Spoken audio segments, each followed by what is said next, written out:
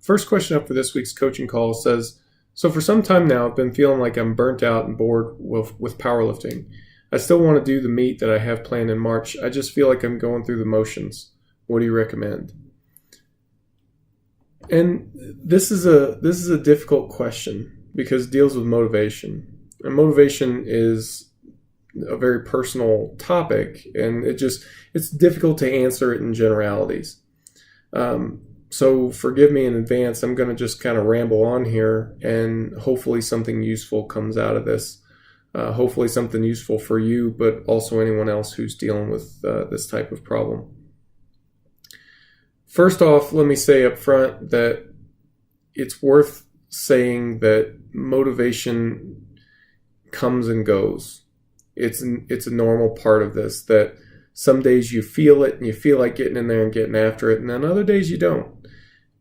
But you do it anyway. Now, if, like you said, your motivation's been gone for a while now, I don't think that's something to take lightly and just overlook and brush aside, because that's not fair. That's not.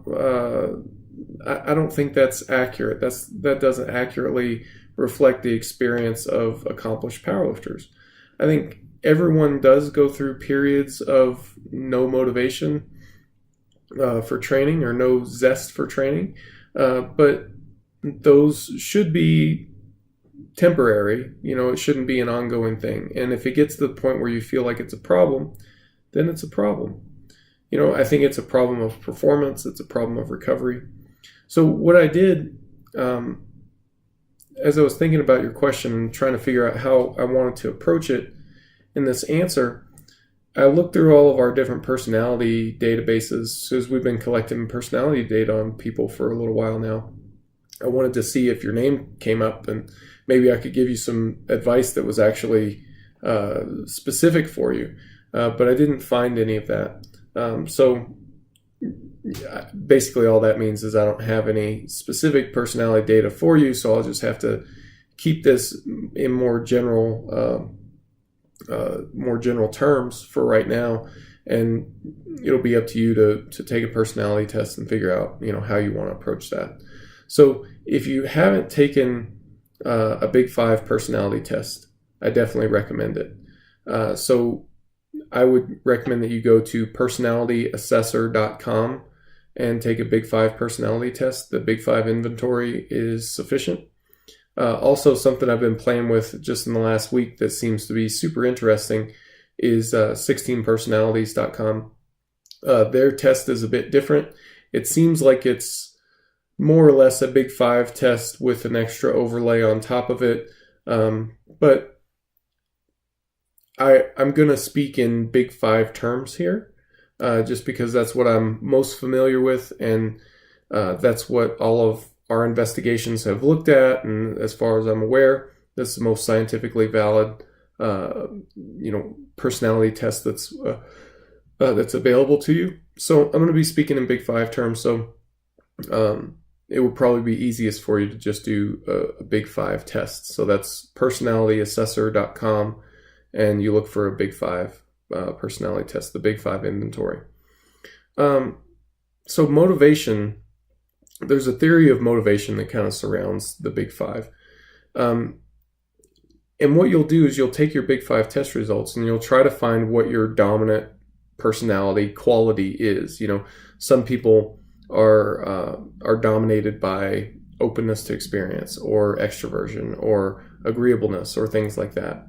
And what I mean by dominant is which is the one that's furthest away from the 50th percentile mark. Okay, so 50th percentile is going to be average. So which one is gets you the furthest away from that average? Just based on your question, it wouldn't surprise me a bit if you were high in openness. So people that are high in openness, they like new experiences, they like novel experiences, they like they like cultural things, they like music, typically and generally, but they're open to these new experiences and they seek them out actively. People that are low in openness tend to be much more focused on routine. Now, if you're high in openness, powerlifting training can be kind of a drag. It's more or less the same type of thing, more or less the same type of workouts over and over for long periods of time. And I can totally see where that would become, problematic for people, where you can get bored doing it. What we found, excuse me, what we found is that people who are most successful at powerlifting tend to be a little low in openness. So they tend to score around the 40th percentile mark. So if you tend to be, really high in openness, high openness people tend to be more motivated by novelty of experience. So if you're one of these people that are high in openness, then you may want to try to switch out your exercises more often, or try a wider range of intensities. Do something that makes the workouts more novel. Even changing the order of the workouts. I mean, it depends on what do you perceive as being the novel experience. What can you do to the workout itself to make it more interesting? Changing the order is something that's easy to do and that doesn't really cost you anything in terms of it doesn't cost you anything in terms of the results of that program. You're still doing the exercises that you intended to do, and you should still get the results that you need to get. Some other things that you can keep in mind is to use an open progression in your training. So that should be taken care of in guided programming already. All the programs are RPE driven, but things like RPEs, AMRAP sets and stuff like that, that would be a good thing for you to do, worth looking into. If openness isn't your dominant personality characteristic, let's say it's extroversion, and it's dominant in high extroversion, meaning you score a lot more than 50%. So you're going to have a really high number for your extroversion score. People that are really high in extroversion tend to be more motivated by the social experience. So if you find yourself training by yourself in your garage or something like that, that can be really demotivating for someone who's high in extroversion. Even for someone who's low in extroversion. Take it from me, I'm pretty low in extroversion, and after doing that for years, it wears on even an introvert. So, going out and seeking out a new environment for your training can be helpful, whether that's a different gym, different training partners, something like that could be what you need in order to kind of kick up that spark a little bit more. Conversely, if you're really low in extroversion, then that may not be super motivating for you, but at the same time, when we touch on something that's going to work, you'll know it's going to work. You'll go, ooh, that sounds interesting. And then you try it out and see, and it'll help for a little while, and that may be enough to kind of get you through the doldrums.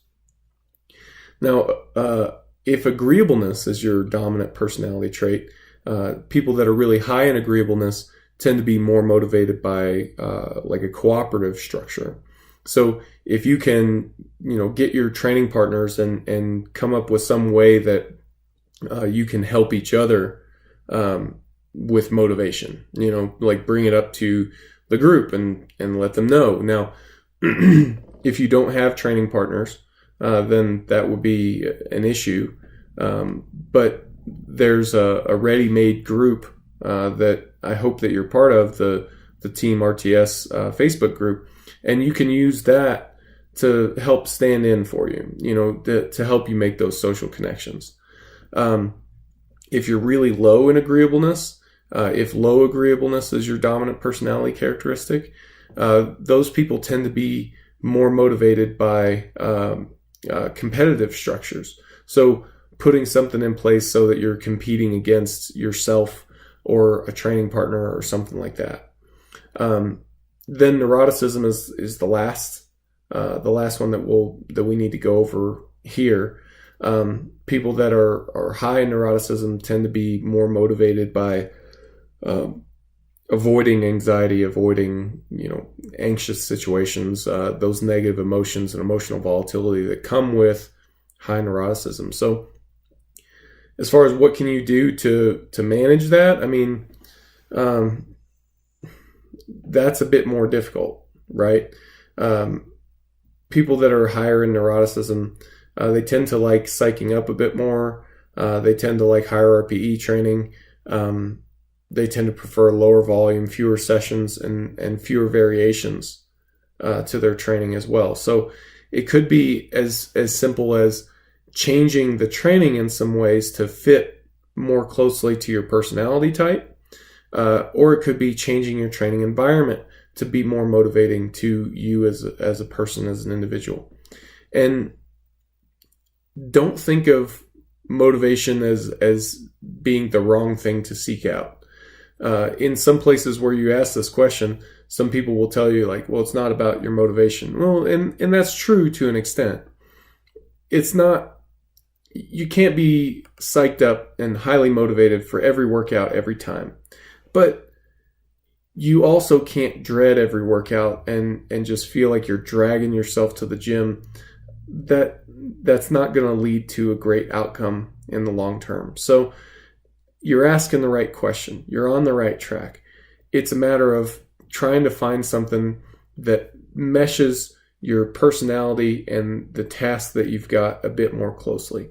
And it doesn't matter if you believed that training, 5 reps on the competition lifts only was the best way, and you should just do that every single workout with no variation. Like even if that is truly the best way to get stronger, then it doesn't matter if you can't do it. If you can't drag yourself to the gym, I can't suffer through the same workout again. Like I can't suffer through another session where I'm doing these things that I find to be really boring. Well, it doesn't matter if it's the best way. If you can't do it, then it's not the best way. So it has to fit you as a person. So I hope that something I said here does something for you in terms of helping you to figure out what you need to do so that training can be at least bearable, and we know that we're going to go through these periods where motivation is not high and stuff like that. But if you can at least bear it, or you at least know what to do to alleviate some of that discomfort, I think you're going to be better off for it. So I hope this helps you. If you'd like to discuss it some more, please let me know. I think this is a really fascinating topic, and I definitely wouldn't mind going over it some more or taking it a different direction or however you want the conversation to continue.